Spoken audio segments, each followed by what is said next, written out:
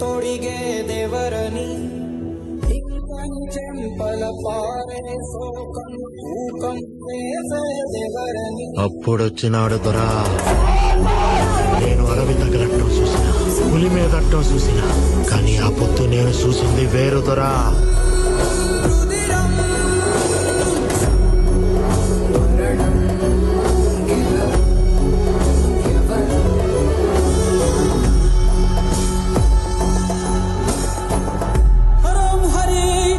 కుమారులిచ్చిన భక్షభోజనములు రాగి కానులు విరంచి పరములేన వారి పెద్దలకు పేరంటాలకు మోక్షాది ఫలము కలుగు శుభోజయము.